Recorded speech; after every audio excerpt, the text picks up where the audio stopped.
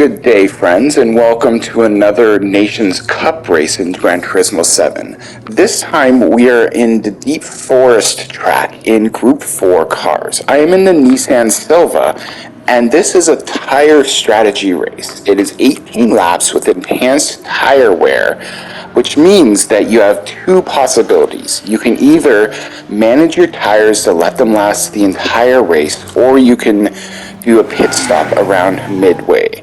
I decided to try to make these tires last as long as possible. So that means that about 5 laps in here, some of those folks who are burning their tires are starting to feel the effects. You can see this GTR and the Corvette ahead have been pushing very hard on their tires.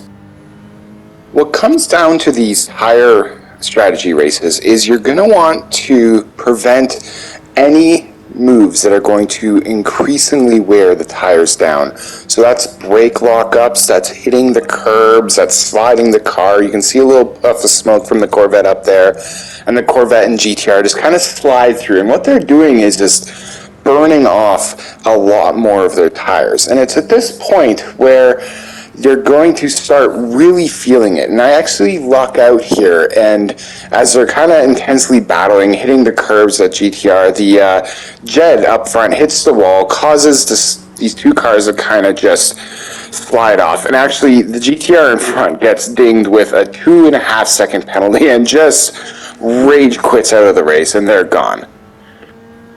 And it was at this point that I realized that yes, the tire strategy is really paying off.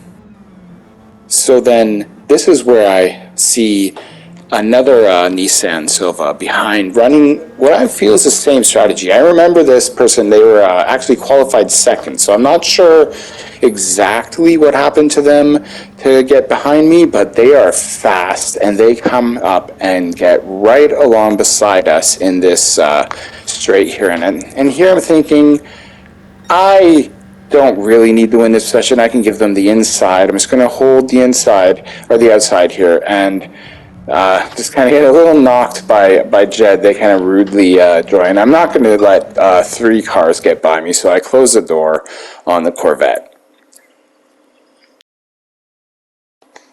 Now, as that Nissan slips away, I get behind these 2 4-wheel drive cars. They're amazing WRX from Subaru and this Alfa Romeo from the DTM series in the 90s, which are just these really, really fast, great cars. This is where I'm kind of stuck behind these 2 big 4-wheel drive, like just fast cars. They will just pull away from me every time they can on this straight, and there's not much I can do about it.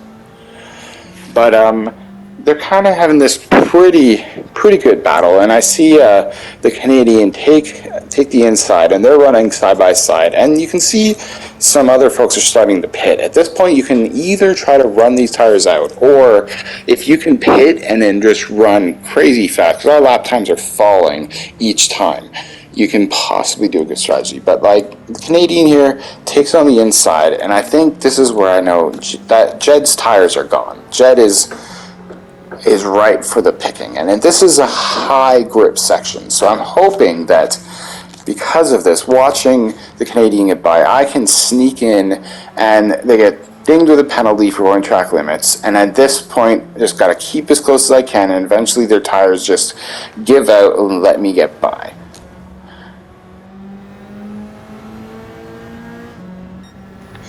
Now that's not the end of Jed. A little while later, Jed does this fantastic attempt of a dive bomb, but I can just keep the inside, keep alongside them, and they're going to push as hard as they can, but at this point we're entering the grippy section and they're just not able to hold on and just kind of go all over the place and end up in the barriers, and that's the end of their race. And that brings us to our Canadian up front here, and at this point, entering in the second last lap, I see them slide off. And just to show you how much of a difference there are in the tire strategies, this was my tires entering into that lap, and this is the Canadians' tires. And you can see they've just burnt up so much more of their tires.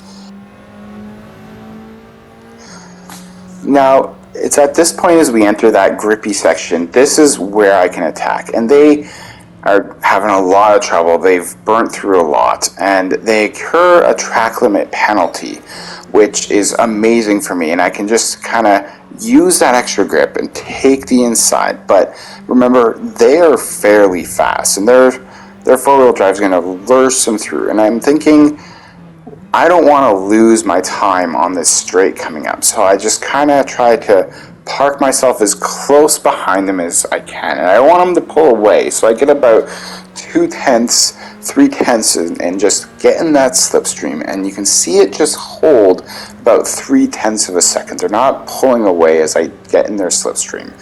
But now because of that, I'm going to get slingshotted down here, and this is where I need as much time as I can for the last lap, and I get up to 8/10, which is just enough for me to hold this position and to take the race.